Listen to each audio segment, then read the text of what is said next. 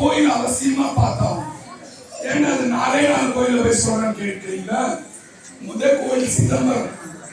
சிதம்பரம் ஏன் பார்க்கணும்? சிவபெருமானுக்கு முதல் மரியாதை கொடுக்கிற கோயில் இல்லையா?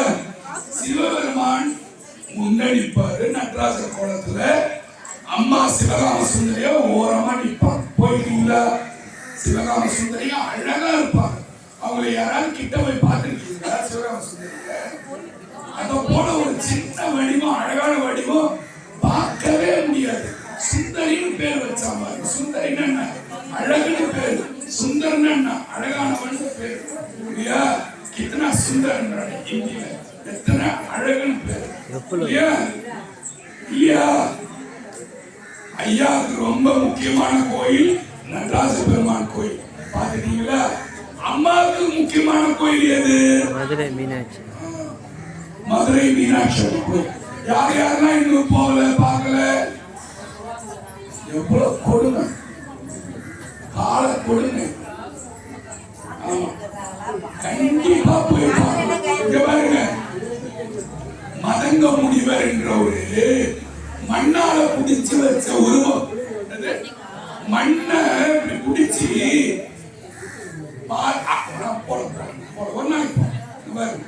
மண்ணை புடிச்சான். எதை? மீனாட்சியோட இதயம் வந்து மதுரையில அந்த முனிவர் தவம் பண்ண இடத்துல வந்து மீனாட்சி அவங்க உடம்ப 51 துண்டா பிச்சு கடாசினாங்களாம். எங்கிருந்து? தக்கனோட வேள்வியில அவமதிச்சதுக்காக பார்வதி உடம்ப 51 துண்டா பிச்சு கடாசினாங்களாம். அதுல இதயம் போய் விழுந்த பகுதி மதுரை. அந்த இதயத்தினோட பகுதிய ஒரு சக்கராயுதத்தை வச்சு அது கூட மண்ணை வச்சு குடிச்ச சொரசொரப்பு உருவம் தான் மீனாட்சி. மீனாட்சி யாரும் கிட்ட போய் பார்த்துக்க மாட்டீங்க. உங்களை யாரும் விடுறது கிடையாது. அவ்வளவு மீனாட்சி கிட்ட போய் பார்த்து சொரசொரப்பா இருப்பாங்க. இந்த மண்ணால குடிச்சது யாரு குடிச்சா? மதங்க முனிவர் குடிச்சது இல்லையா?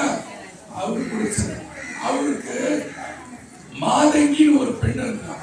அந்த மாதங்கின்ற பெண்ணு ராஜ மாதங்கியான மீனாட்சி வழிபட்டுச்சான். வழிபட்டுன்னா கேட்டுச்சான் தெரியுமா? மீனாட்சி ஒன்ன மாதிரி ஒரு பெண்ணு எனக்கு பிறக்கணும் குழந்தையான்னு கேட்டுச்சான். அதுக்கு மீனாட்சி அம்மா சொன்னாங்களா, நான் உன் வகுத்துல பிள்ளையா வந்து பிறந்தேன்னா என் வெயிட் உன்னால தாங்க முடியாதுன்னு சொன்னாங்களா. அடுத்த ஜென்மத்துல நீ தவம் இரு, உன் தவத்துல நான் குழந்தையா வந்து பிறந்துடுறேன், நீ வேள்வி பண்ணு, வேள்வினா நான் யாகம் பண்ணேன், அதுல நான் வரேன்னு சொன்னாங்க. அவங்க பேர் தான் காஞ்சன மாலை. மலையத்துவ பாண்டியன்னு ஒருத்தன் இருந்தான். மலையத்துவ பாண்டியன். அவனுக்கும் காஞ்சன மாலைக்கும் கல்யாணம் ஆகி குழந்தை இல்லை. காஞ்சன மாலை என்ன பண்றா? தவம் இருக்கிறா. புத்திர கோமேஷ்டி யாகம்னு பேர். புத்திரன்னா என்ன? புத்திர கோமேஷ்டி யாகம்னு பேர். அந்த யாகம் செய்யறாங்க பயங்கரமா செலவு பண்ணி. அதுல இருந்து ஒரு 3 வயசு குழந்தை ஒண்ணு வருது.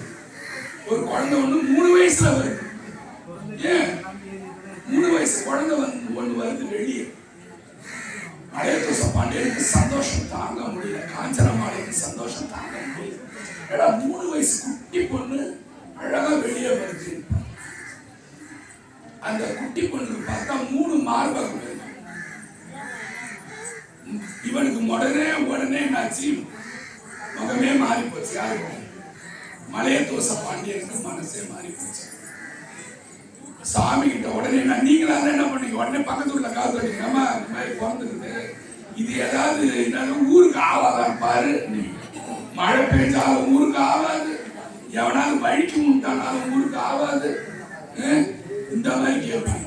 அவன் என்ன செய்யறான்னா உடனே சிவபெருமான போய் கேட்கிறான். சிவபெருமானே இது என்ன? இது ஒரு ஜென்மம் தாண்டி இன்னொரு ஜென்மம் இதாவே இருந்த புத்திர காமேஷ்டி யோகம் பண்ண சொன்ன காஞ்சன மாலையா பொம்பளை வந்து பிறந்தா நான் ராஜா அவளை கட்டிக்கினேன், யாகம் பண்ணோம், உலகத்திலே பெரிய யாகம் பண்ணோம், இந்த மாதிரி ஒரு பொண்ணை கொடுத்துட்டியே, இதெல்லாம் வச்சு என்ன பண்றது? வருத்தம் இல்லையா? ஒரு அப்பனுக்கு வருத்தம். சிவபெருமான் ஆசிரியர் வாக்கா சொன்னார், மலையத்துவ பாண்டியா கவலைப்படாதா, அவளை கட்டிக்க போறவன் அவளை கண்ணால பார்க்கும் போது அந்த 3வது மார்பம் மறைந்து போகும். அவளை கட்டிக்க போற பார்க்கும்போது 3வது மார்பம். இப்ப இந்த பொண்ணு என்ன செய்யுது? பயங்கர வீரமா இருக்கு. அதுக்கு ஒரு பெண் தோழி ஒண்ணு இருக்குது, போர் வீரர். அவ பேர் சுமதினு பேர். எல்லா வித்தைகளும் கத்துது, 1000 அலைகள் 64 கத்துக்குது. கத்துன்னு வருது, ஒரு ஊரா போய் போர் புரியுது. பெண் சிங்கமா இருக்கு, எதுக்கு எவனுக்கும் பயப்படாது. அங்கங்க போய் எல்லா படை, யானைப்படை, குதிரைப்படை, காலால் படை, எல்லா படையும் வச்சு போய் எங்க பார்த்தாலும் தூள் கலப்புது. ஏன்? யார் அது? மீனாட்சி அம்மன். மீனாட்சி அம்மன் வந்து சுமதின்ற ஒரு பெண் தோழியை வச்சு எல்லா உலகத்தையும் போராடி வந்துனே இருக்கு. ஷார்ட்டா சொல்றேன், நேரம் ஆயிப்போச்சு. 4 மணிக்கு யாரா இருந்தாலும் ஆளு இப்படி போயிடும். அதனால கொஞ்சம் அழகா சுருக்கமா சொல்லி அந்த தூக்கம் வராத மாதிரி முடிச்சுக்கிறேன். இந்த கதையை சொன்னா 3 மணி நேரம் ஆகும். நான் உங்களுக்கு 10 நிமிஷத்துக்குள்ள இந்த கதையை முடிச்சுக்கிறேன். உடனே பொண்ணே போகுது, எல்லா உலகமும் முடிச்சிருக்கு, விண்ணுலகமுக்கு போகுது. நம்ம மண்ணுலகத்துல எல்லாரையும் ஜெயிச்சிருச்சு. அப்புறம் எங்க போவாங்க? எல்லாரும் விண்ணுலகத்துக்கு போகுது. சண்டை போட்டுன்னு போகுது, எல்லாத்தையும் ஜெயிச்சுட்டு போகுது. போனா அடி மேல எல்லாருக்கும் உழுது செமித்தியா. எல்லாம் என்ன பண்ணுவான்? ஓடி போய் எங்க போய் நிப்பா? சிவபெருமான் போய் சொல்றான், சாமி யாருன்னு தெரியல சாமி, ஒரு பொண்ணு பயங்கரமான சூட்டிக்கானபடி எல்லா வீரர்களையும் வெல்லுது, எல்லா வித்தையிலையும் பயங்கர கெட்டிக்காட்சியா இருக்குது, யாருன்னு தெரியல. நம்ம சிவபெருமான் கிட்ட போச்சு, நந்திய போய் தாக்கிறதுக்கு போகுது. நந்திய தாக்கினா சாமி சும்மா இருப்பாரா? நந்திய பெருமான் 5 ஓடி போய் சிவபெருமான சொல்றாரு, சாமி வந்துக்கிறது சாதாரண பெண் கிடையாது, எனக்கு பயமா இருக்கு, கொஞ்சம் வந்து பாருங்க. நந்திய பெருமான் பயப்படுவார? யாருக்காவது பயப்படவே மாட்டார். அதனாலதான் சாமி முன்னாடி உட்கார வச்சிருக்காரு இல்லையா? சாமி வந்து பார்த்தா அவ அப்படியே ஆக்ரோஷமா வந்து நின்னாரு. யாரு? அந்த பெண். சிவபெருமான் அப்படி கண்ணால பார்த்தாலும் காலால் இப்படி மண்ணை இந்த கிராமத்து பக்கம்லாம் காட்டுவாங்க, கட்டை வரலாட மண்ணை காலம், அத போல கட்டை வரலாட மண்ணை கோலம் போட்டாங்க. போடும்போது 3வது மார்பகம் மறைஞ்சி அவளை சிவபெருமான், நீ மதுரைக்கு வா, கீழே உன்னை கல்யாணம் பண்ணிக்கிறேன்னு சொல்லி கல்யாணம் பண்ணதுதான் மீனாட்சி சொக்கநாதர் சுவாமி. கை தட்டினீங்களா? அதுதான் மீனாட்சி சொக்கநாதர் சுவாமி. எதுக்காக மதுரை போனோம்? 2வது கோயில் மீனாட்சிக்கு தான் முதல் மரியாதை இல்லையா? மீனாட்சி அங்க மேல போனாங்கல்ல, அப்ப சிவபெருமான் சொன்னாரா, என்ன சொன்னாரா, நீ என்கிட்டயே மோத இவ்வளவு தூரம் வந்துட்டியே, இனி நான் ஓப்பினாலதான் வருவேன்னு சொன்னார். என்னது? ஓப்பினாலதான் நான் வருவேன், வா போலாம். அடக்கமா சொல்லிட்டாரு.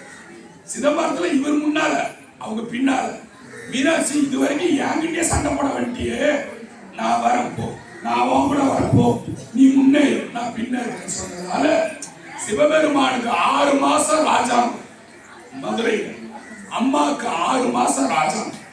மீனாட்சி சொன்னாங்களா, எங்க அப்பாவோட பட்டம் தான், எங்க அப்பாவோட பதவியில நீங்களே முழுசா இருங்கன்னு சொன்னாங்க. சுவாமி சொன்னாங்க 6 மாசம் நீ இரு, 6 மாசம் நான் இருக்கேன்னு சொன்னாங்க. 2 கோயில் போயிடுச்சா? அடுத்தது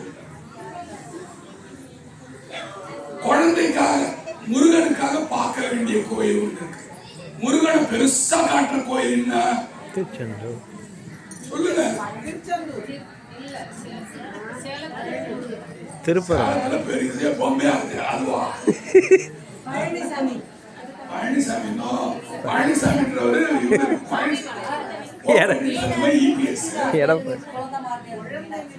அது சுவாமி மலை. கொஞ்சம் வாங்க. திருப்பரங்குன்றம். கல்யாணம் பழமுதிர் சோலை மலை பெருசாகுது. இங்க பாருங்க, அவரு நான் பாத்துக்கிறேன், அவர் தான் இருப்பாரு. பழமுதிர் சோலை தானம்மா. சுவாமி மலையில பெருசா நிற்பாருமா, பழமுதிர் சோலையில குட்டியா நிற்பாருமா. பழமுதிர் சோலை முருகர் குட்டியா நிற்பாரு, சுவாமி மலையில பெருசா நிற்பாருமா. என்ன ஊரோட போயிடுறோமா? இங்க பாருங்க, வைத்தீஸ்வரன் கோயில்ல யாருக்கு தருமா முதல்ல அறியாத? யாருக்கு? முருகருக்கு. முத்துக்குமார சுவாமிக்கு தான். உண்மையா இல்லையா? முத்துக்குமார சாமிக்கு தான் முதல் எல்லாமே அபிஷேகம், முதல்ல முத்துக்குமார சாமிக்கு தான். அடுத்ததுதான் சிவனுக்கு, அடுத்ததுதான் தையல் நாயகிக்கு இல்லையா, வைத்தீஸ்வரனுக்கு அடுத்ததுதான் முத்துக்குமார சாமிக்கு 400 கோடி ரூபாய்க்கு சொத்து இருக்குது. எவ்வளவு கோடிக்கு? 400 கோடி ரூபாய்க்கு இன்னைக்கு சொத்து இருக்குது வைத்தீஸ்வரன் கோயில். போய் யார்கிட்ட கேட்டு பாருங்க. முத்துக்குமார சாமிக்கு முதல்ல வல்ல பாட்டு தெரியும், பாடி இருக்க, நீ தொண்டை காலியாச்சு. முத்து குமாரனடி அம்மா அம்மா முந்தை வினை தீர்த்திடுவார் அம்மா அம்மா முத்து குமாரனடி அம்மா. கேட்டிருக்கீங்களா அந்த பாட்டு? கேட்டதில்ல? அருமையா இருக்கும். ஆமா. கோழி கொடி கொண்டு அவன் வருவான் முருகன், கோழி கொடி கொண்டு அவன் வருவான் குமரன், வந்து வினை தீர்த்திடுவான் அம்மா அம்மா முத்து குமாரனடி அம்மா. கைவிட்டு விடுவாயோ என்னை என்றே, கைவிட்டு விடுவாயோ என்னை என்றே, கைவிடேன் என்று என் கைவேல் அடித்தான். சாமி என்ன கைவிட்டுறியான்னு கேட்டாரா? கைவிடேன் என்று நான் அவரு கைமேல அடிச்சான். கைமேல அடிச்சா சத்தியமா சத்தியமா. கைவிட்டு விடுவாயோ என்னை என்றே, கைவிடேன் என்று என் கைமேல் அடித்தான் முத்து குமாரனடி அம்மா அம்மா முந்தை வினை தீர்த்திடுவார் அம்மா அம்மா முத்து குமாரனடி அம்மா. முத்துக்குமார சுவாமிக்கு பெரிய விசேஷமா இருக்கு. அங்க ஒரு உருண்ட பிரசாதம் தருவாங்க. அந்த பிரசாதத்தை வாங்கி சாப்பிட்டீங்கன்னா தீராத நோயெல்லாம் தீரும். கேள்விப்பட்டிருக்கீங்களா? யாராவது கை தூக்குங்க. கேள்விப்பட்டிருக்கீங்களா? அவர் முத்துக்குமார சாமி கிட்ட போய் ஒரு பிரசாதம் வாங்கி சாப்பிட்டீங்கன்னா தீராத நோய் தீர்க்கும் முத்துக்குமார சாமி. நீங்க கேட்கல, அவனே எடுத்து எப்படி கொடுப்பான். கோயில கூட பூ வேணா வந்து கேட்கலான்னு கொடுக்குறாங்க. வைத்தீஸ்வரன் கோயிலும் முத்துக்குமார சாமி கிட்ட ஒரு பெரிய கூட்டம் எப்பவுமே உட்காந்துருக்கும். எப்பவுமே உட்காந்துருக்கும். போய் பாருங்க, அவருக்கு பெரிய இது இருக்கும், பெரிய கேங் இருக்கும். அப்பதான் சிவனுக்கு மாறுது. 3 கோயில் போயிடுச்சா, என்னது நடராஜரா, மீனாட்சியா, முத்துக்குமரனா. அப்புறம் யாரு சிவபெருமானுக்கு முக்கியம்? யாரு முக்கியம்? அடியார் தான் முக்கியம். நீங்க தான் குழந்தை, நான் தான் குழந்தை, எல்லாரும் தான் சாமிக்கிறாரு குழந்தை இல்லையா? மாணிக்க வாசகர், நேற்று மாணிக்க வாசகர் பத்தி பிரதோஷத்துல பேசுறேன். கேட்டீங்க? யார் யாரெல்லாம் கேட்டீங்க? நேற்று பிரதோஷம் யாரெல்லாம் வந்தீங்க? நேற்று பிரதோஷத்துக்கு வரும்போது மாணிக்க வாசகரை பத்தி சொன்னேன். மாணிக்க வாசகருக்கு அடுத்த கோயில் எங்க இருக்கு? சிவபெருமானுக்கு அபிஷேகம் கிடையாது, சிவபெருமானுக்கு நந்தி கிடையாது, சிவபெருமானுக்கு நைவேத்தியம் கிடையாது. வேற யாருக்கு தான்? எந்த கோயில் அது? ஆத்மநாப சாமி எங்க இருக்கு? திருப்பெருந்துறை எங்க இருக்கு? அறந்தாங்கின்ற ஊர் எங்க இருக்கு? பட்டுக்கோட்டையில இருக்கு. எங்க இருக்கு? நிஜாம்பாக்குன்னு ஒரு பார்க் வருது இல்ல, அந்த கம்பெனி, அந்த பார்க் கம்பெனில திரும்பி போனீங்கன்னா கோயில். இவ்வளவும் சொன்னா தெரியும். நிஜாம்பாக்கு 2 ரூபா பார்க்க நாம வச்சுக்கிறீங்க, அறந்தாங்கி சிவன் கோயில நாம வச்சுக்க மாட்டேங்கிறீங்க. அறந்தாங்கில இருக்கு மாணிக்க வாசக பெருமான் சிவபெருமானுக்கு கட்டண கோயில். அவரே ரசிச்சு கட்டண கோயில். போய் பாருங்க, சிவலிங்கம் இருக்காது. அப்புறம் என்னதான் சாமி, எப்படிதான் சாமி படைப்பாங்க கேட்டா, சோறை வடிச்சு கொட்டுவாங்க. ஆவி அப்படியே பறக்கும். ஆத்மநாத சாமி. அம்மா பேர் என்ன தெரியுமா?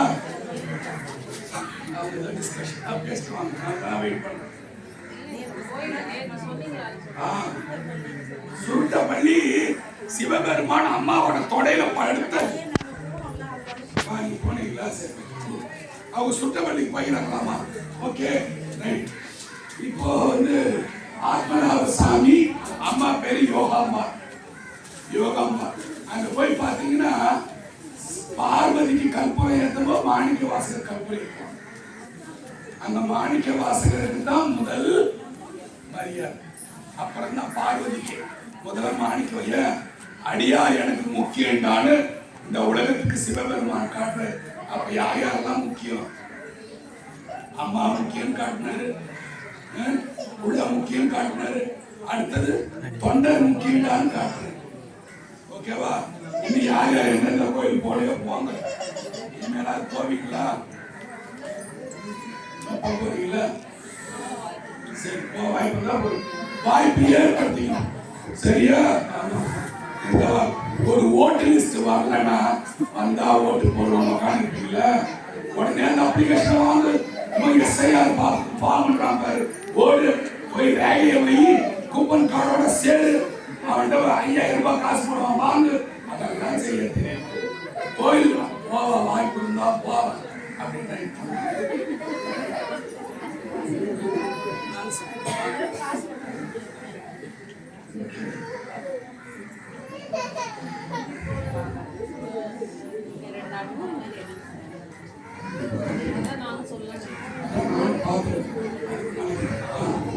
இப்போ திருஞான சம்பந்தர் எத்தனை வயசுல மேல கைலாயம் போனாரு? 3 வயசுல கைலாயம் போயிருக்காரு. ஞானப்பால் குடிச்சது 3 வயசு. நான் சொல்லவே இல்லையா? நீங்க சொல்லுங்க.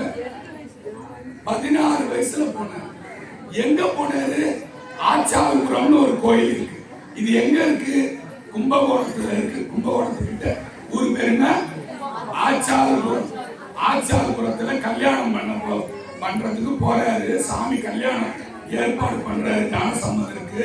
அவருக்கு விருப்பமே இல்லை கல்யாணம் பண்ணிக்கிறதுக்கு. பதிகம் பாடுறாரு சாமி கிட்ட.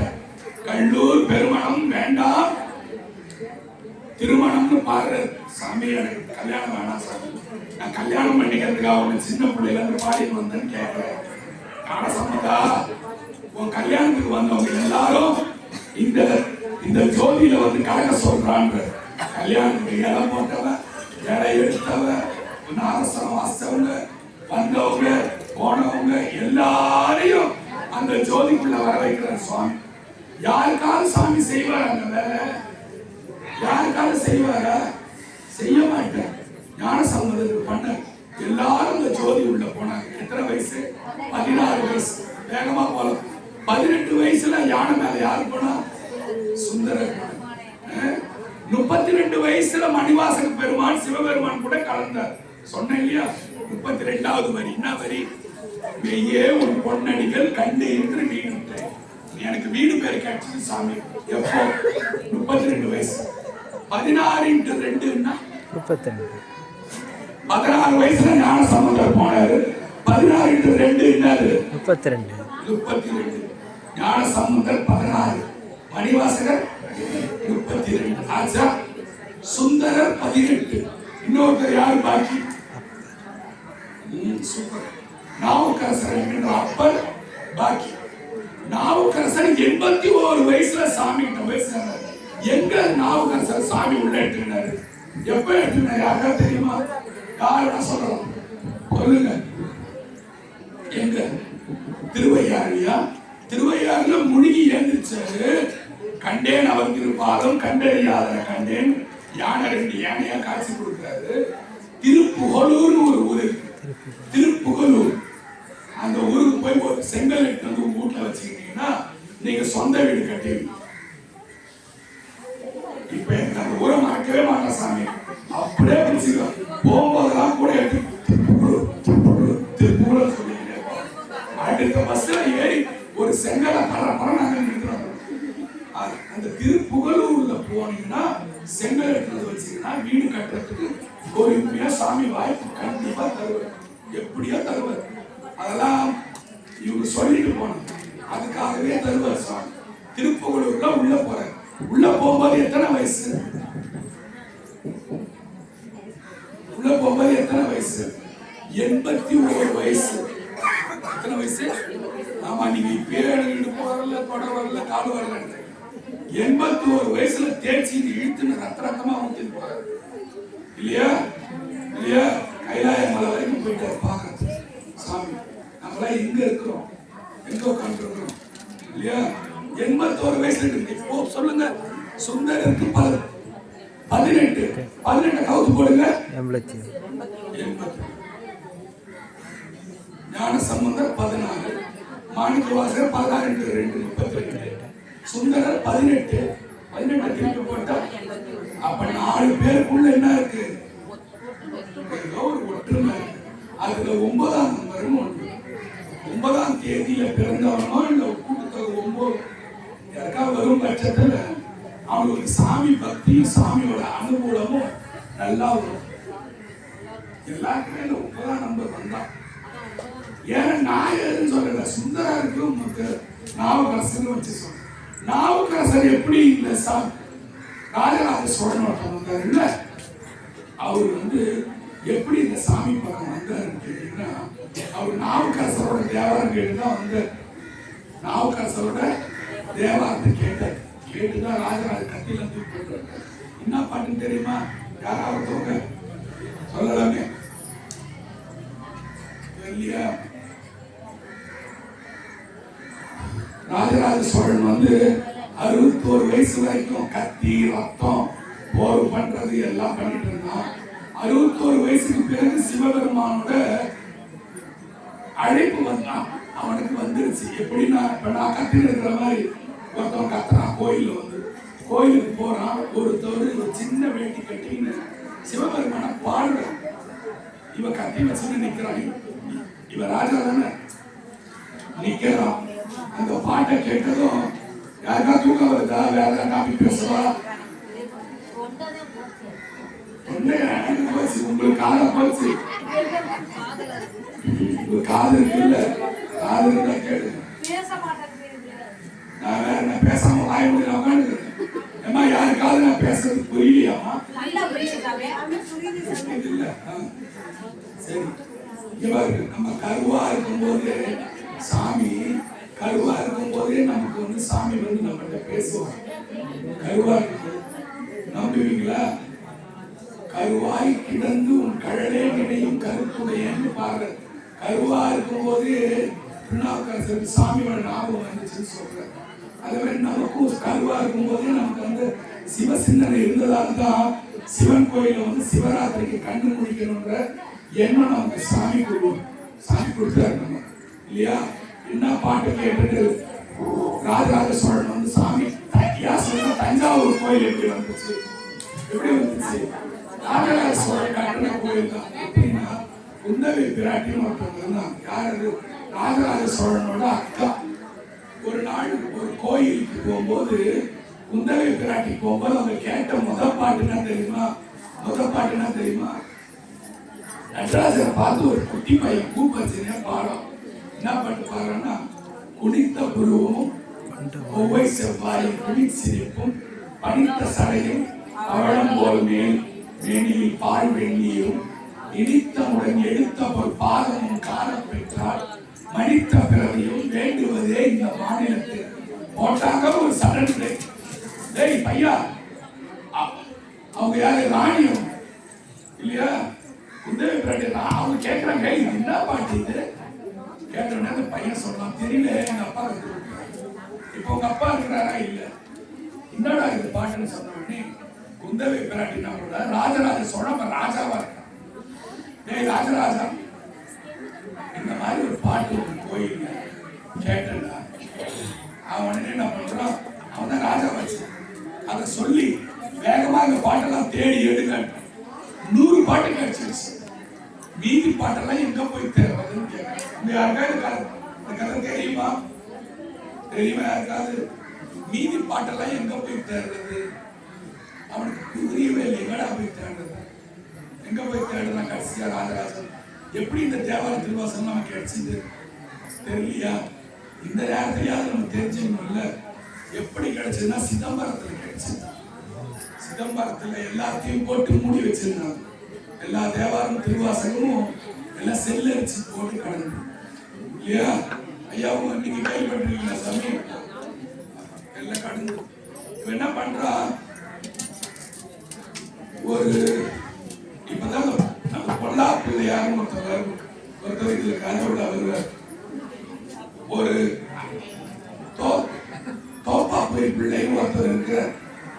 அவர் ஒரு பிராமணன். அவர் ஒரு நாள் என்ன பண்றாருன்னா ஊருக்கு போயிடுறாரு. அவரோட மகன் பேர் நம்பியாண்டார் தம்பி.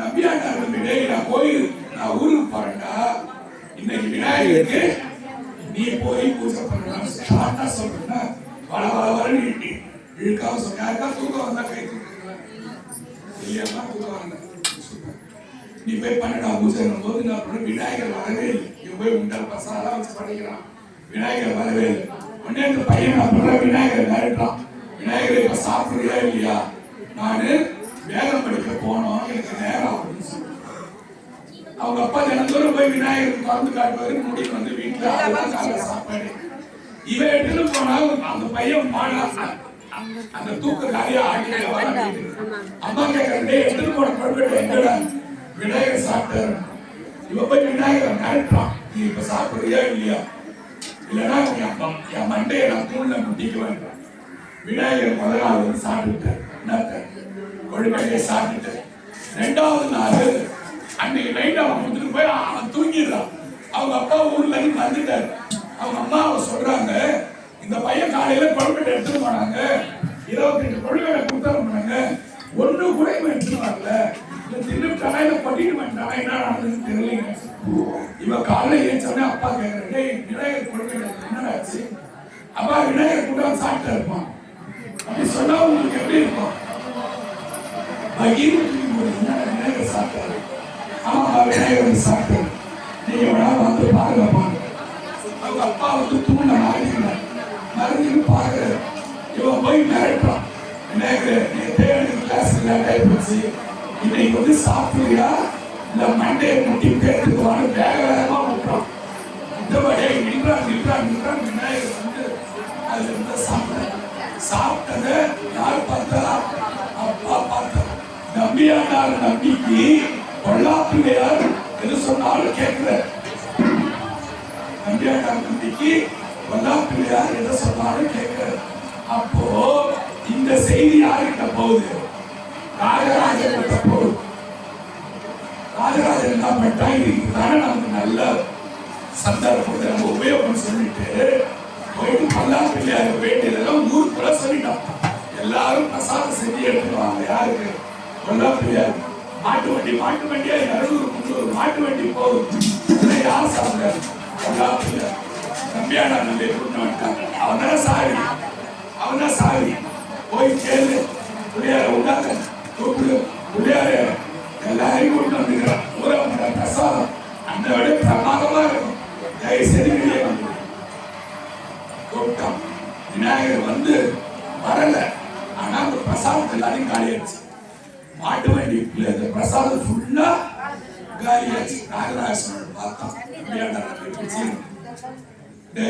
பொல்லாப்பிள்ளையாட்ட சொல்லி அந்த தேவார திருவாசகம்னா எங்க இருக்குன்னு மட்டும் கேட்டு சொல்றா இத்தனை வண்டி பிரசாதம் தின்னுட்டாருல்ல அதுக்கு ஒரு உதவி செய்ய சொல்றான்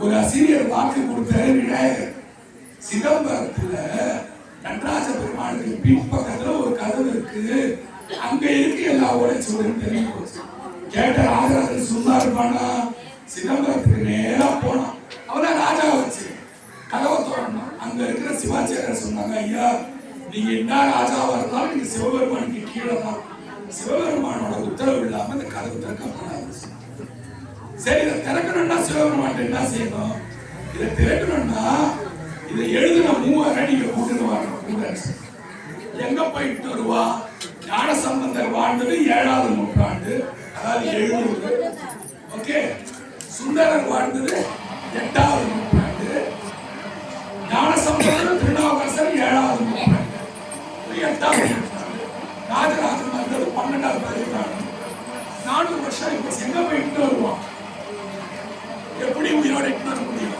இவன் சொல்லிட்டு உயிரோட இட்டு வந்தாலும் அவனுக்கு பார்க்கிறேன் 3 பேரோட குருவத்தின் தங்கத்தால் செஞ்சு தங்க தேர்ல சிதம்பரம் கோயில் நில்லு எங்க போற இல்ல நீங்கதான் 3 பேரை இட்டு சொன்னீங்க 3 பேரை இட்டு வந்துட்டாங்க 3 பேரை சரியா இட்டு சரியா தானே இட்டு வந்தேன் நடராஜ பெருமான உள்ள எங்க வச்சிருக்கிற அவர் உயிர் இருக்காரு இல்லையா இருக்கு ஒரு ஆடுறாரு அவர் ஆடுறதா தானே நீ கை காணாங்க ஆமா அவருக்கு உயிர் இருக்குன்னா அப்ப இவங்க 3 உயிர் இருக்கு அது பிணமா இருந்தா நான் வெளியே போயிடும் இவனால ஒண்ணுமே பேச முடியல நடராஜருக்கு உயிர் இல்லையான்னு ஆட்டம் போறாங்க. உள்ள கதவை திறந்து விட்டாங்க. திறந்து விட்ட உடனே ராஜராஜன் கதவை திறந்து பார்க்க அழுகுறான், நீரா விடுறான். எல்லா உழைச்சிகளும் பாதிக்கு மேல கடிச்சு சிதறி 1,02,000 பாடல்கள், 1,02,000. நமக்கு கிடைச்சது 8,000 சில்லறம். 3 பாடல்கள் நமக்கு கிடைச்சது 8,000 தான். மீதி 92,000 என்னாச்சு? செல்லாயிடுச்சு போச்சு. ராஜராஜன் அழுகுறான். அப்பதான் நடராஜ பெருமான் அவனுக்கு ஒரு பேர் வைக்கிறார். சிவபாத சேகரனே கூப்பிடுறார் சுவாமி. சிறுவிடுவார், சிவபாத சேகரனே, இந்த நாட்டுக்கு இந்த யுகத்துக்கு தேவையானதை மட்டும் வச்சுட்டு மீதி அழிச்சுக்கா இருக்கிறத மட்டும் எடுத்துட்டு போய் இதையே இவங்க முழுதா படிக்க மாட்டாங்க இல்லையா? இப்ப இருக்கிற தேவாரத்தை சொன்னாலே அதாவது 4 மணிக்கு நோவுகள் வெள்ளியும் கிடக்குது இல்ல, நோவுகள் ஜனம் தான் தூங்குறீங்க. தூக்கம் சாவோட ட்ரையல். தூக்கம்ன்றது என்னது? ரிகர்சல். ரிகர்சல் பாக்குற ஒத்திகை. தூக்கம்னா நீங்க என்ன நினைச்சிருக்கீங்க? செத்து ஒரு நாள் போறதுக்கு ரிகர்சல் பார்த்துருக்கீங்க. டெய்லி இந்த துறையில செத்து போய் கிடக்காது. அங்க வந்து இங்கேயும் சிவராத்திரிக்கு வந்து தூங்கணும். தினந்தோறும் தான் இந்த உடம்பு தூங்கி வீணா போச்சு. இங்கேயும் வந்து தூங்கின்னு அங்கேயும் இங்கேயும் பேசி அசிங்கம் பண்ணலாம். ஒழுங்கா கேட்க வேண்டியது இல்லை, கோபம் வர வைக்கிறேன். சாவு ஃபைனல், சாவு ஃபைனல், தூக்கம் ரிகர்சல். நீ தூங்கணுமா வேணாமான்னு முடிவு பண்ணி இந்த உலகம் சரி. இந்த கதையை முடிச்சு உடனே ராஜராஜனுக்கு எல்லா திருவாசலும் எல்லா தேவார பாடலும் கிடைச்சது. அவன் உலகத்துக்கு கொண்டு வந்து விட்டான். அப்ப தேவாரம்னா நமக்கு கிடைச்சது ராஜராஜ சோழனால தான் கிடைச்சது. ஓகேவா? யாருக்காவது இந்த சிவராத்திரியில எந்த கதையாவது சொன்னா நல்லா இருக்கும்னு நினைக்கிறீங்களா? எல்லா கதை வேணுமா? எது வேணா கேட்கலாம், எந்த சந்தேகம் வேணா கேட்கலாம். ஆமா, ஏதாவது சந்தேகம் வேணா ஐயா நீங்க நல்லவரா கெட்டவரான்னு கேட்க கூடாது. மற்ற கதையெல்லாம் கேட்கலாம். சிரிச்சாங்க. இப்பதான் அவன் மனசே ஒன்று சிரிச்சாங்க. கலைஞ்சிருச்சு அபிஷேகம் உடனே தூக்கம் கலைஞ்சிருச்சு. நம்ம சாமிக்கு என்ன தன்மை உள்ள சாமி தெரியுமா? இன்னொரு கதை, இது உங்களுக்கு ஏற்கனவே சொன்ன கதை தான். பெட்ரான் சாம்பன்னு ஒருத்தன் வாழ்ந்தான். இதை மட்டும் சொல்லிடுறேன். இன்னும் எவ்வளவு நேரமா இருக்கு? உங்களதான் கேட்கணும். கரெக்டா நான் பாக்குறேன். இருக்கு சனியை எப்போ வீடை எப்போ வழியும் பார்ப்பீங்க. இல்ல நீங்க பின்னால ஓடும்.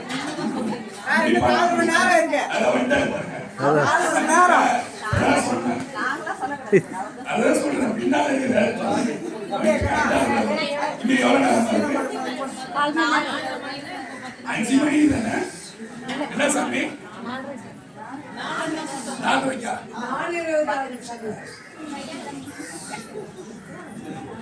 என்னத்தை பத்தி சொல்ல வந்தேன்? பெட்ரான் கொற்றங்குடியான்னு பேரு. கொற்றங்குடியான்னு பேரு. சிவபெருமான் ஓட கொடுத்தது யாருக்கு தெரியுமா? யாருக்கு ஓட கொடுத்தான்? ஓட கொடுத்தான் யாருக்கு? நாங்க பெட்ரான் சாமன்னு ஒருத்தர் தான். அவன் ஒரு கீழ் ஜாதிக்காரன் அந்த காலத்துல. அவன் உங்களை போல சாமி மேல, உங்களை போல சும்மா சொல்லிட்டு உங்களை போல சாமி மேல ரொம்ப அன்பு வச்சிருந்தான்.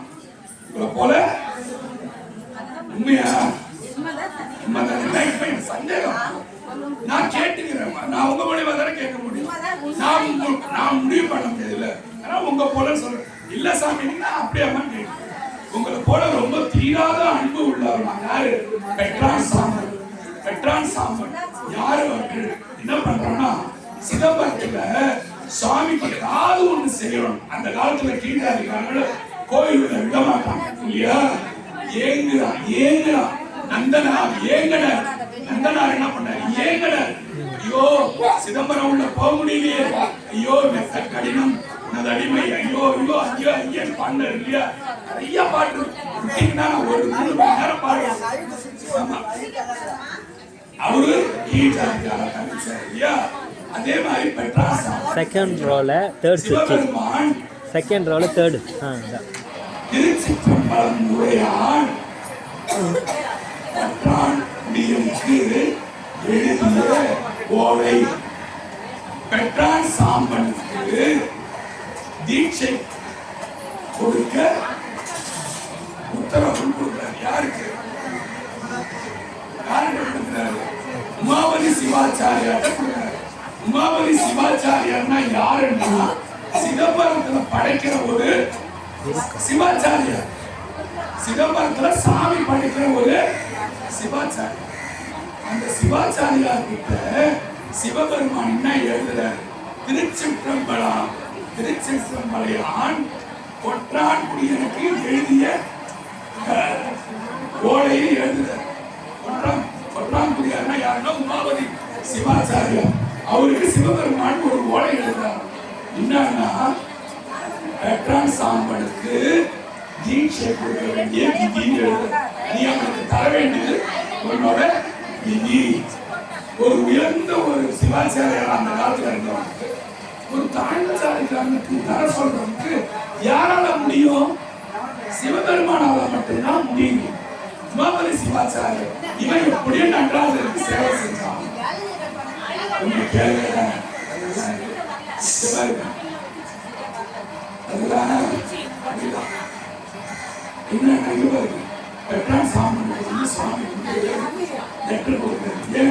நடராஜ பெருமானுக்கு தினந்தோறும் சாப்பாடு செய்யறாங்க தெரியுமா? அது எங்க மடப்பள்ளியில செய்வாங்க. மடப்பள்ளியில சாப்பாடு செய்யறதுக்கு விறகு கொடுக்குறான். யாரு? காசு வாங்காம நடராஜருக்கு எப்படியாவது உள்ள பொருந்தணும். நம்ம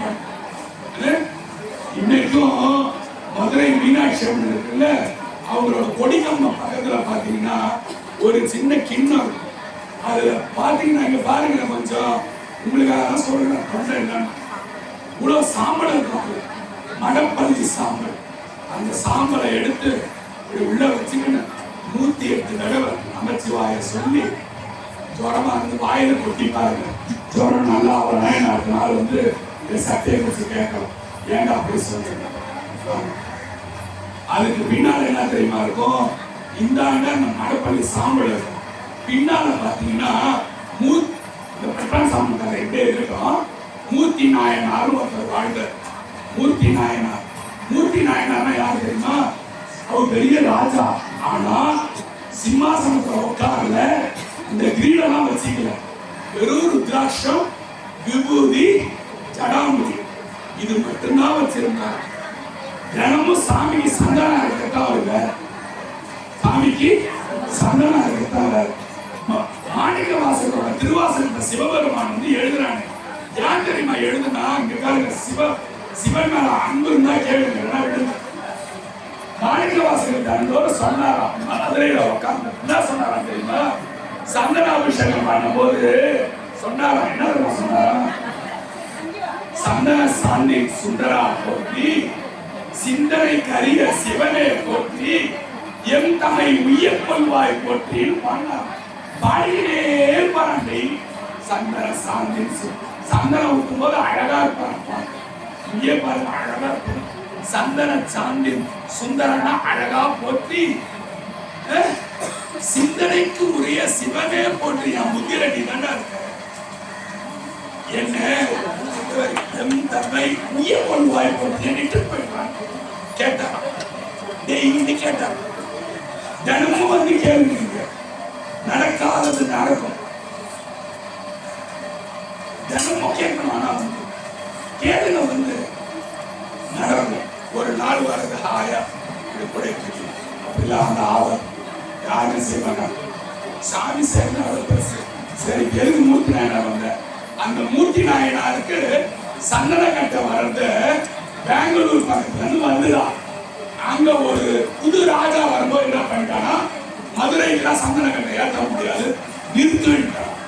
நிறுத்தமா அந்த மூர்த்தி நாயனார் என்ன பண்ணாரா, இங்க பாருங்க, இதை வச்சு கையால் தேய்ச்சார். சாமிக்கு சந்தனம் இல்லைன்னா என் கையை தேய்ச்சி பூசணும்னு சொல்லிட்டு ராஜா கையை தேய்ச்சி சதை தேய்ச்சி எலும்பு வந்து எழுப்பு தேய்க்க கண்ணி சின்ன தேய்க்கலாம். எப்பேற்பட்ட பக்தி பாரு. சிவபெருமான் வெளியோட காட்சி கொடுத்து மூர்த்தி நாயனார் நீங்க தான் இப்ப கேட்கறோம்னா சொல்லுங்க. இந்த பைத்தியக்காரன் என்னமோ புரியலாம் போடுவேன். மூர்த்தி நாயனார் அடைச்ச கல் என்ன அது அப்படியே மீனாட்சிக்கு பின்பக்கம் இருக்கு. மூர்த்தி நாயனார் அடைச்ச கல் தேய்ஞ்ச கல் பின்னால முன்னால என்ன இருக்கு? வடப்பள்ளி சாமி திருஞான சம்பந்த மூர்த்தி மதுரைக்கு வந்து நின்ற சீர்ந்த வாழ்ந்த ராஜா அவனோட வெப்பு நோயை நீக்கிச்சு. அதுக்கு நான் மடப்பள்ளி சாம்பல் உபயோகிச்சு. அது பெரிய கதை சொன்ன எனக்குலாம் போயிட்டேன். அதை நீக்கிறதுக்காக நீங்க தெரிஞ்சுக்கணும்னு அந்த சாம்பல் மூர்த்தி நாயனார் கண்ணு என்ன தெரியுமா பெற்றான் சாம்பல். இன்னொரு 10 நிமிஷம் தான் இருக்கு. பெற்றான் சாம்பல் கதை சொல்லிட்டு நான் தான் சொல்லுவேன்.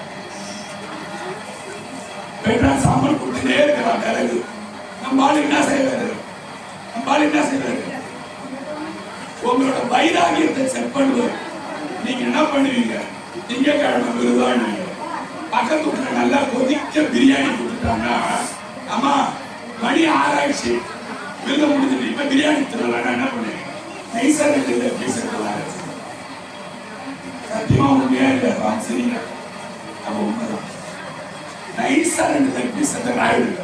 ஏன் கேட்டா 6 மணி ஆயிடுப்பா சொல்லுவீங்களா இல்லையா? சொல்லுவீங்க. நீங்க சொல்ல மாட்டீங்க. சின்ன பிள்ளைங்க பெரிய பிள்ளைங்க ஐயா சொல்ற பிள்ளைங்க இங்க பாருங்க சொல்ல மாட்டீங்க.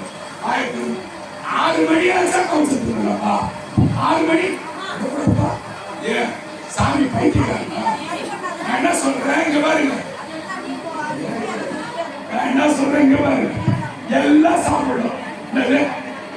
எல்லாம் சாப்பிடணும். யார் யாருக்கு நீர் தினோட ஆசையோ கறி தினோட ஆசையோ என்ன ஆசையோ எவ்வளவு வேணா சாப்பிடும். எந்த கஷ்டமும் கிடையாது. இங்க பாருங்க யாரும் சொல்ல மாட்டான். அவங்க தடுக்கிறது. அந்த காலத்துல ராஜாங்க வாழ்ந்தாங்க. சிவன் கோயில் கட்டினதான் யாரு? மனசாட்சியில கை வச்சு பதில் சொல்லுங்க. அரசர் தான் கட்டினா. எந்த ராஜாவாவது கவச்சத்துக்கு நாம இருந்தானா அவன் கத்தியே 20 கிலோ. அவன் தூக்கிற கத்தி 20 கிலோ. அவன் வெறும் காய்கறி சோம்பா வச்சுட்டு போய் சண்டை போடுறா. எல்லாத்தையும் தின்னுறான். ராவண சாமிக்கு ரொம்ப பக்தன், ரொம்ப ஃப்ரெண்டு. அவனோட சமையல் அறைக்குள்ள வாடி போய் பார்த்தாங்க. ஆஞ்சநேய வாடி போய் பார்த்தாங்க. மயில் கறி வச்சிருந்தாங்க. உடுப்பு கறி வச்சிருந்தாங்க. ராவணன் இதெல்லாம் ராமாயணத்துல ராமன் ஒருத்தன் வாழ்ந்தான் தெரியுமா? அவன் மீனும் தேடும் தின்னுறான். மீனும் தேடும் உங்களை தான் ஏமாத்துறாங்க. கவச்சு கொண்டு வராங்க. எதை வேணா தின்னலாம். ஓகேவா? எதை வேணா தின்னலாம். ஆனா சிந்தைய மட்டும் நீ சிவன் பக்கம் வைக்கணும். அதை மட்டும் நீ தவறாம இருக்கணும். ஒட்டம் ஒண்ணு சொல்லி உங்களை பழக்கலாம் இல்லையா? உடனே இப்ப சொல்ற ஒரு அயோக்கிய பையனாவது ஒரு சிவன் கோயில் கட்டியிருக்கிறானா? சொன்னது எவனாவது அவன் கட்டின பாருங்க சிவன் கோயில் சிதம்பரமோ தஞ்சாவூரோ ராமேஸ்வரமோ அவன் கட்டின மாதிரி எவன் கட்டினா? ஒரு கன்றாவே கிடையாது. இருக்கிற பிள்ளைகள் எல்லாம் பைத்தியக்காரன் ஆக்கி விட்டு இவனுக்கு ஓடுறது தப்பு. நீ என்ன வேணா இருப்பா. சாமிக்கு உண்மையா இரு. சாமி மேல பக்தி வை. நான் சொல்றது இதுல தப்பி எதுவுமே கிடையாது. ஆனா சாமி கிட்ட உண்மையா ஓகேவா? ரொம்ப போகும். 5 நிமிஷம் அவன் இப்போ விலகு கொடுத்துருவே இருக்கான் இல்லையா? ஒரு மாடு என்ன பண்றாரு? சோதிச்சு பார்க்கணும். என்ன செய்யறாரு? மழையை கொடுத்துருக்காரு. 3 நாள் இல்ல ஹலோ தூக்க வேணும். தூக்கத்து வீட்டுக்கு போங்க. பிளீஸ் வீட்டுக்கு போய் தூங்காமா வேணாமா? 2 வருஷம் தான் தூங்கிக்கலாமா? 50 வயசு 40 வயசு தூங்கினா சாட்சி என்னங்க இங்க பாருங்க. அப்ப என்னாச்சு? உடனே நடராஜர் என்ன பண்றாரு? 3 நாளைக்கு மழை புயல் வர வைக்கிறாரு. மழை புயல் வந்து என்ன ஆகுது? விறகு கிடைக்கல. விறகு கிடைக்கலன்னும் போது என்ன ஆகுது? சாப்பாடு நன்றாக எப்படி செய்வீங்க? எப்படி செய்வீங்க? விறகு என்னன்னு கேட்கறது யாரு கேட்கறது? தண்ணியில பேசுறது பெட்ரான் சாமி பெட்ரான் சாமி விறகு கொடுத்தா உமாபதி சிவாச்சாரியார் கேட்கிறாரு, ஏய் எங்கடா விறகு இல்லையா சாமிக்கு நைவேத்தியம் எங்கடா பிரசாதம்? 4 நாளா தொடர்ந்து மழை சாமி, அந்த விறகு கொடுக்குறோம் வந்த சாமி. யாருக்கு நான் வாங்குறீங்க விறகு? எவடா கொடுக்குறான்? பெட்ரான் சாமி. அவன்கிட்ட ஐயா அவ்வளவு நேரம் பிரசாதம் கொடுத்தீங்க சாமிக்கு. ஐயோ செஞ்சாரு, எவடா செஞ்சா? அவன் என்னடா இருக்கிறான்? பெட்ரான் சாமி. பெட்ரான் சாமன் வீட்டுல 4 நாளா பட்டு அழுகுறான். சாமி நான் உனக்கு செஞ்ச சேவையும் உனக்கு பொறுக்கலையா? என்ன விறகு கொடுத்து விடாம ஆக்கிட்டியா? நான் என்ன சாமியும் துரோகம் பண்ணேன். என்ன மாதிரி கீழ் ஜாதி மேல் ஜாதி பிரிச்சு என்ன கொள்றானுங்களே சாமி. நான் எப்படி சாமி 4 நாளா என்ன சாமி சாப்பிட்டு நினைக்கிறேன். சாமி உடனே என்ன பண்றது? பெட்ரான் சாமனுக்காக உமாபதி சிவாச்சாரியார் கனவுல போய் சொல்றேன், டேய் பெட்ரான் சாமனுக்கு நாளைக்கு காலைல தீட்சை கொடு. முழிச்சு பார்க்கலாம், ஒரு ஓலை இருக்கு பக்கத்துல. சிவபெருமான் ஒரு ஓலை வச்சிருக்காரு. என்னன்னு? திருச்சிற்றம்பலமுடையான் கொற்றான்குடியாருக்கு எழுதிய ஓலை. பெட்ரான் சாமனுக்கு தீட்சை கொடுக்க முறை, தீட்சை கொடுக்க முறை ஆர்டர். நீ கொடுக்கணும்டா பெட்ரான் சாமன், நீ கொடுக்கணும். ஏன் அவன் கொடுத்ததுதானே அவ்வளவு நேரம் ரோத்துல இருக்கிற சோறு இருக்குது. சாமி சொல்றான் இருக்கிற கைஷத்தை கூட மேல் ஜாதி கீழ் ஜாதி கலக்கலாம். சாமி என்ன சொல்றான்? அவன் தீனியை நான் தின்னுருக்கேன், அவன் எதிர்ப்பே பார்க்கலையே இல்லையா? அப்போ உடனே நான் மாவட்ட சிவாச்சாரியர் அவனை கூப்பிட்டு காலையில ஒரு மணக்கட்டை போட்டு உட்கார வச்சாரு. பெட்ரான் சாமி கூப்பிட்டு உட்கார வச்சாரு. உட்கார வச்சு தீட்சை கொடுத்து தண்ணியை கழிச்சாரு. பெட்ரான் சாமன் காணா போயிட்டான். பெட்ரான் சாமன் காணா போயிட்டான். எங்க போயிட்டான்? உமாபதி சிவாச்சாரியர் அவ்வளவு பெரிய உத்தமன். சிதம்பரம் நடராஜருக்கு கூட பண்ண அந்த சிவாச்சாரியர் அவ்வளவு பெரிய உத்தமன். தீர்த்தத்தை தெரிஞ்சாங்க இவங்களை காணும். பெட்ரான் சாமனை காணும்.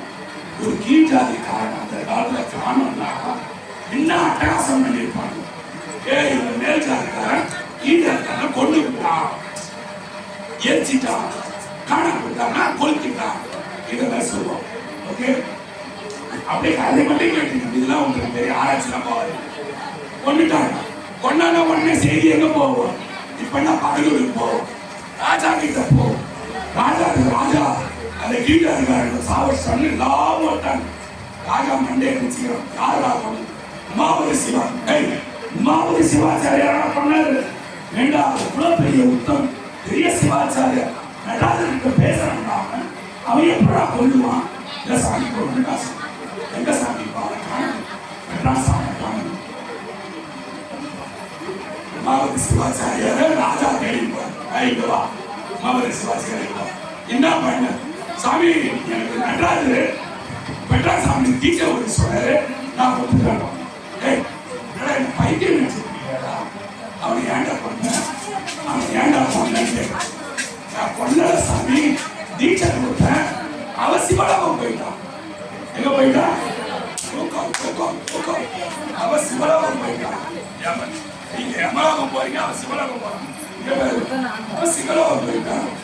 சொல்லும் போது ராஜா போகுது, சிவாச்சாரியாரே ஒன்று நீ சாமிக்கு சேவை செய்யறதால என் நீதி தவறாது, உன்னை விட்டு வைக்க மாட்டேன். உன் கழுத்தை எடுத்துருவாங்க. மரியாதையா சொல்லு. அவன் என்ன பண்ண? உள்ளிட்டு போனியா? மனக்கட்டையில உட்கார வச்சு அப்புறம் என்ன பண்ண சொல்லு. ராஜா கேட்கிறான். அவன் சொல்றான், சாமி நான் சத்தியமா தீட்சை தான் கொடுத்தேன். தீட்சை சிவலோகம் போயிட்டான் சார். திருப்பி சொல்லு. சரி, அவனை சிவலோகம் போக செல்ல இப்ப நான் நிக்கிறேன். என்ன கட்டையில உட்கார வை. ஏன் மேல அதை பண்ணு. நான் சிவலோகம் போறேன்னா ஏன் மக்கள் பார்க்கணும். என்னால இந்த சண்டை ஓய்வு. நான் சிவலோகம் போறேன்னு பார்க்கலன்னு ராஜா போய் கட்டையில உட்காந்து. ராஜா உங்களுக்கு நான் பண்ண மாட்டேன். ஏண்டா பண்ண மாட்டேன்? உங்களுக்கு தீட்சை கொடுத்து நீங்க சிவலோகம் போற தகுதி உங்களுக்கு கிடையாது ராஜா. எப்படி இருக்கு ராஜா? அவ்வளவு பெரிய உத்தமம் கிடையாது. அப்போ பெட்ரான் சாமன் அவ்வளவு பெரிய உத்தமன் ஆகலாம். ஆமா, சிவபெருமான் லெட்டர் கொடுத்தான். தீட்சை கொடுக்க சொன்னான், கொடுத்த போனா, நீ உத்தமம் கிடையாதா என்று ராஜா. சரிடா நான் எழுச்சி, இந்த கூட்டத்தில் யாருக்கா ஒருத்தவங்களுக்கு உண்டான, சரி நான் உத்தமம் கிடையாது, எவருக்காக உண்டா?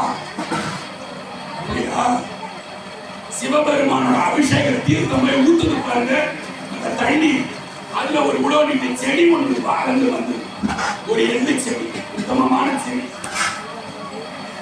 அதுல உமாபாத சிவாச்சாரிய இதுக்கு தீட்சை கொடுக்கிறேன் பாடுறான்னு சொல்லிட்டு தீர்த்தத்தை தனிச்ச செடி வேரோட ஏறி அப்படியே சிவலவ போகும். செடி ஏறி வேறு மண்ணோட போகும். சிதம்பரம் புராணம் எடுத்து படிச்சு பாருங்கம்மா, இருக்குதுமா.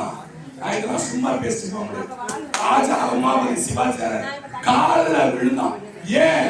ஒருத்தவனை சிவலோகம் அனுப்புற தகுதி ஒரு சிவாச்சாரியாருக்கு இருக்கேடா. நீ எவ்வளவு பெரிய உத்தமன், உன்கிட்ட சிவனே பேசுறானேடா, என்கிட்ட பேச மாட்டானேடா, உனக்கு எவ்வளவு பெரிய தகுதிடா சொல்லி எல்லாம் உள்ள வந்தவன் போனான். சண்டை போட்டவன் பூரா காலில் விழுந்தான் உமாபதி சிவாச்சாரியர். அந்த உமாபதி சிவாச்சாரியார் ஒரு நாள் சிவனை படைச்சிட்டு தேர்ல உட்காந்து போனார். டைம் இல்லாம இருக்கு, ஒரு 2 நிமிஷம் சாமி கொஞ்சம் இருக்காங்க. அவரு ஒரு தேர்ல இப்போலாம் இவர் சிவாச்சாரியர் படைச்சிட்டு பைக்ல போறாரு இல்லையா? முன்னெல்லாம் என்ன தெரியுமா, தேர்ல உட்காரச்சிட்டு இருந்தோம். தேர்ல உட்கார வச்சு மோளம் தாளம் எல்லாம் இருக்கு. அப்போ மறைஞான சம்பந்தர் ஒருத்தர் வாழ்ந்தார். மறைஞான சம்பந்தர் டக்கு டக்குன்னு கேட்டுங்க, 2 நிமிஷம் தான். மறைஞான சம்பந்தர் பெரிய ஞானி, பெரிய ஞானி. ஒரு வீட்டு புறத்துல உட்காந்து உமாபதி சிவாச்சாரியரை பத்தி இப்ப சொன்ன ராஜாவே காலில் விழுந்தாங்க. அவரு ஏறி தேர்ந்த போறாரு, பார்த்துட்டே போறாரு. அந்த மறைஞான சம்பந்தர் வாய வச்சு சும்மா இல்லாம என்ன சொல்லிட்டாங்க, இது ஒரு பகல் குருடு தேர்ல ஏறி போகிறாரு. இது ஒரு பகல் குருடு. யார் மாதிரி? இல்லையா? பகல் குருடு, பகல் ஏறி பாருங்க, சாமி விஷயம் பாருங்க. இது ஒரு பகல் குருடு, இது கட்டையில போறது, இது ஒரு கட்டையில ஏறி போகுது. இது கட்டையில போக வேண்டியது, இது ஒரு கட்டையில உட்காந்து போகுது பாருங்க.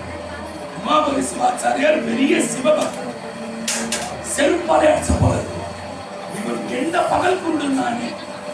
ஐயோ, நான் சிவனுக்கு பூஜை பண்ணிட்டு நடந்துள்ள போயிருக்கணும், இந்த ஆரவாரம் இருக்கக்கூடாது, நம்ம ஆளு தேர்ந்தெடுக்க கொஞ்ச நேரம் இருந்த பாருங்க. ஒரு சில நாள் எல்லாரும் பகல் குருடுன்னு சொல்லிட்டாங்க. என்ன பண்ண உமாபதி சிவாச்சாரியார் தேர்ல இருந்து டமாரம் குதிச்சுட்டு மறைஞான சம்பந்தரோட அவர் காலில் விழ போறாரு. அப்போ உமாபதி சிவாச்சாரியார் காலில் ராஜா விழுந்தான்னு சொன்னார். அதை விட உத்தமன் மறைஞான சம்பந்தர். மறைஞான சம்பந்தர் தேடி ஓடுறான். உமாபதி ஓட்ட ஓடுறான், குடு குடு குடுன்னு ஓடுறான். மறைஞான சம்பந்தர் என்ன பண்ணிட்டான், ஐயோ நம்ம திட்டினது கேட்டு போச்சு போறது, உதைக்க வரான் போல. இவரு ஓட அவன் ஓட, இவரு ஓட அவன் ஓட. மறைஞான சம்பந்தர் குடு ஓடி போய் ஓட முடியல. துணிக்கு பாகு கஞ்சி போட்டுக்கிட்டாங்க. அவங்க அந்த காலத்துல கஞ்சி தண்ணி யூஸ் பண்ணுவாங்க, சாப்பாடு வச்ச தண்ணி. அந்த கஞ்சி பாகு ஒருத்த ஊத்துனாங்க. ஓட நேரத்துல மறைஞான சம்பந்தர் என்ன பண்ணாரு, தாகத்துல அந்த கஞ்சி அப்படி குடிச்சாரு. ஒரு செங்குள்ள ஊத்தின கஞ்சி மறைஞான சம்பந்தருக்கு வாங்கி குடிச்சா முடுக்கு முடுக்கு முடுன்னு தாகம் குடிச்சு இந்த கையில கழுவிருக்காரு அந்த கஞ்சி. அது பின்னால உமாபதி சிவாச்சாரியர் குடிச்சாரு. உமாபதி சிவாச்சாரியர் போய் அந்த வழிச்ச கஞ்சியை குடிச்சாரு. இவன் துணி கஞ்ச குடிச்சான், அவன் கையில கஞ்ச குடிச்சான். இவன் வழிச்ச கஞ்ச குடிச்சாரு. சிவாச்சாரியர் பார்த்தான், இவன் கீழாதிக்கார கையில வைத்து கஞ்ச குடிச்சான். சிவபெருமான் இனிமே இவனை விடாதீங்க, கோயிலுள்ளே விடாதீங்க, வெளியே யாரை தொட்டி உமாபதி சிவாச்சாரியர் கோயில் விட்டு வெளியே சாமி கிட்ட தந்தோரம் அழுவது. கோயில் புராணம்னு ஒரு புக்கு எழுதுற, வெளியே தொட்டுற காலத்துல கோயில் புராணம்னு ஒரு புக்கு ஒன்று எழுதுறாரு உமாபதி சிவாச்சாரியர். இன்னும் ஒரு நிமிஷம் தான் இருக்காரு, ஒரே நிமிஷம் தான் லாஸ்ட் நிமிஷம் எழுதுற கோயில் புராணம் புக்கு எழுதி சிலம்பத்தில் இன்னும் தர ஐயா புக்கு எழுதுறாரு. ஐயா இந்த அதையும் தர மாட்டேன். ஆண்டு விழா வருது, சிதம்பரம் கொடியேற்ற விழா. கொடி ஏறுறாங்க. கொடி ஏற மாட்டேங்குது. கொடி ஏற மாட்டேங்குது. சிவபெருமான நினைக்கிறான். உமாபதி சிவாச்சார் உள்ள வேணும்னு கேட்கிறாங்க. ஏன்னா தொக்குறீங்க. நானே சேர்க்கும்போது முடிக்கிறாங்க. கொடி ஏறுங்க. ஒரு ஆசிரியர் வாக்குறது உமாபதி சிவாச்சாரியரை விட்டு கொடி ஏற்றினாதான் இது ஏறும். ஆனா உமாபதி சிவாச்சாரியர் என்ன தெரியுமா பண்ணாரு? கொடி நான் ஏற்ற மாட்டேன். எனக்கு கஞ்சி கொடுத்தான் என் குரு கையில. அந்த கஞ்சி கொடுத்த அந்த செங்குந்தர் வரணும். அவங்க வந்தாதான் இந்த கொடி ஏறுன்னு சொன்னாங்க. இன்னைக்கும் சிதம்பரத்துல கொடி ஏற்றும் போது செங்குந்த முதலியார்கள் ஒரு குரூப் இருக்கு. அவங்க வந்து ஏற்றினாதான் கொடியே ஏறும். இல்லைன்னா அந்த புராணத்துல செக் பண்ணிப்பாரு. இல்லைன்னா யூடியூப்ல தேடிப்பாரு. நம சிவாய.